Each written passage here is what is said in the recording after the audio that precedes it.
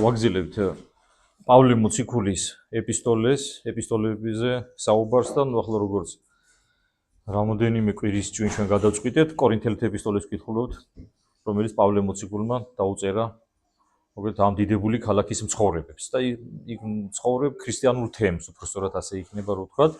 დღეს მეოთხე თავი გვაქვს ჩვენ საუბრის პრინციპებიდან გამომდინარე, როგორც ბოლოს გადავწყვიტეთ, ხოლო ძირითად საკითხებზე გამომახვილებ ყურადღებას თუ რა საკითხებს, რა აქტუალურ საკითხებს ეხება პავლე მოციქული, ამჟამად მეოთხე თავში, ხო? ჩვენ წინა თავებში ვისაუბრეთ, რომ პავლე მოციქული განსაკუთრებით აფრთხილებდა პირველ ქრისტიანებს, ანუ პირველი თემის ქრისტიანებს, რომ იქ ჯგუფებად დაყოფა და შეიძლება ასე ვთქვათ, მიმდევრებად დაყოფა არ უნდა მოხდეს ეკლესიაში, არ უნდა ვთქვათ, რომ მე პავლეს მოქცეული ვარ, პეტრეს მოქცეული, აპოლოსი და ასე შემდეგ, არა ჩვენ ყველა ქრისტიანები ვართო, აი ესეთი სულისკვეთებით გამშვალულ ეპისტოლეს უგზავნის პავლე კორინთოში მცხოვრებ ქრისტიანებს. და ასევე ამ თავშიდაც ამ საკითხზეა განსაკუთრებულად პირველ მუხლებში გამახვილებული ყურადღება და რატო ახლა, როდესაც ადამიანები იყოფიან სხვადასხვა ესე იგი მოციქულის მიმდევრად თავის დაუნებურად, მე ამა თუ იმ ჯგუფის წარმომადგენელი ადარებს ერთმანეთს, მას ვისი მიმდევარიც არის, მაგალითად ის ვინც პეტრეს მოქცეულები იყვნენ, ამბობდნენ რომ პეტრია უფრო კარგი.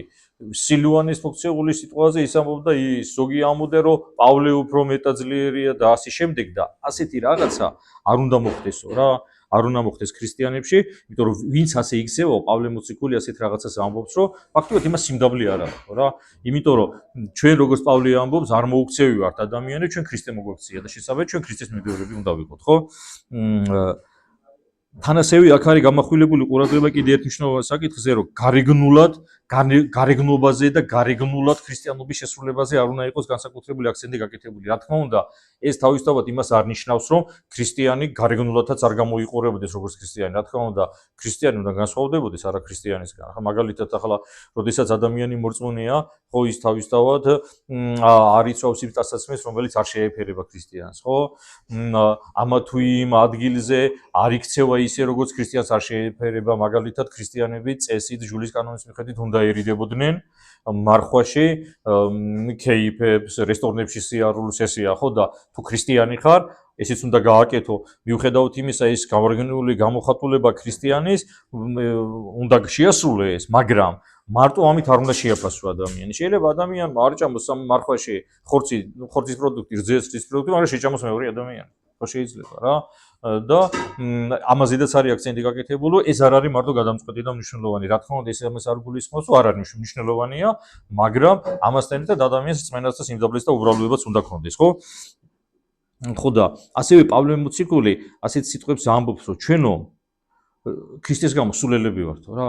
აი ესეთ სიტყვებსაც ითქმის ჩვენ სულელი ქრისტესთვისო. ამაში ის კი არ გულისხმება ადამიანი ახლა შეურაცხადი უნდა იყოს ახლა და ისე უნდა იცხოვროს როგორც შეურაცხადმა.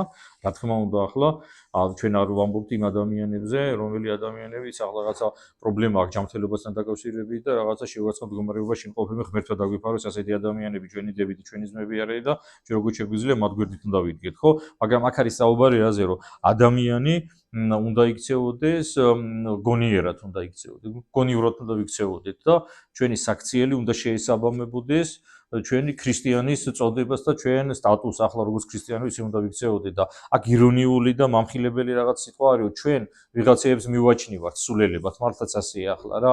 მაგალითად, ათეისტს რო უთხრა, რომ შენ ახლა წელიწადში 200 დღეზე მეტი არ უნდა ჭამო ხორცი და ხორცის პროდუქტი, გეტყვი, აი რა დროს მაგარია ახლა ეს რა სისულელია ახლა რა.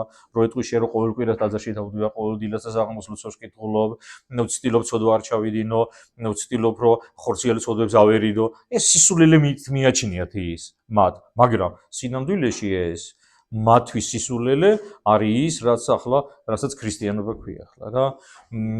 ყოფით ცხოვრებაშიც ადამიანი, რომელიც ნებებს ებრძვის, რომელიც ცდილობს ცოდვა არ ჩაიდინოს, მერწმუნეთ ასეთ ადამიანებთან ურთიერთობა ძალიან კარგია ახლა, ხო?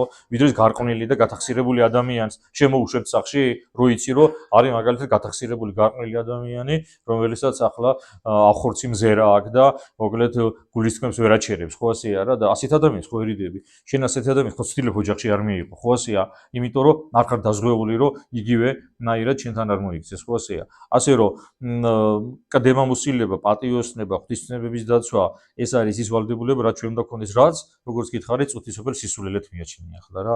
ზოგიერთი ახლა გარყვნილი გონების ადამიანს ქრისტიანები ზიგდებს კიდეც ამისთვისაც, რაზე უნდა თქვა, უარი ჩვეულებრივი, ეს გარყვნილი ცხოვრება, ჩვეულებრივი ფიზიოლოგიური პროცესია და მე რა მოხდაო ახლა ზოგიერთ ეს რაღაცის სახით, ახლა დეტალებში არ ჩავართ, ალბათ ყველა მიხვდებით ახლა, რასაც გულისხმობ, ხო?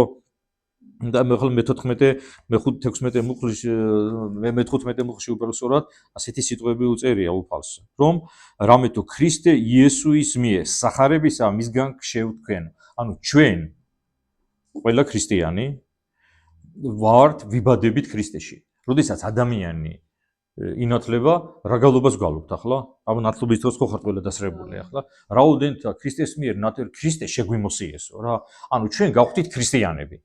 და ჩვენ ვიშვებით ქრისტეში და თუ ადამიანი ქრისტეში, ანუ ეკლესიაში ნათლისღების საიდუმლოთი არ დაიბადა, ის სასუფეველში ვერ შევა. ეს არის ის დოგმატი, ის პრინციპი და ის ერთ-ერთი ძირითადი სწავლება, რომელიც აქვს ეკლესიას. ეკლესიოლოგიური დოგმატი ჩვენც ამ თემასთან დაკავშირებით ხშირად ვისაუბრია. ეკლესიოლოგიური დოგმატი არის ის სწავლება, რომელიც მიჯნავს ადამიანებს, ანუ ეკლესიაში მყოფებს ადამიანებს ეკლესიის გარეთ მყოფ ადამიანებისაგან. თუ ადამიანი ეკლესიაშია, მას აქვს შანსი, თუ ექნება სურვილი და იცხოვრებს ღვთისმცნებებით, შევიდეს სასუფეველში. რა თქმა უნდა, ღვთისმადლით და ღვთისყალობით და ღვთისშეწევნით, მაგრამ აუცილებლად შესაძლებელია, რომ ჩვენ ქრისტეში უნდა ვიყოთ დაბადებული, ანუ უნდა ვიყოთ მონათლულები, ხო?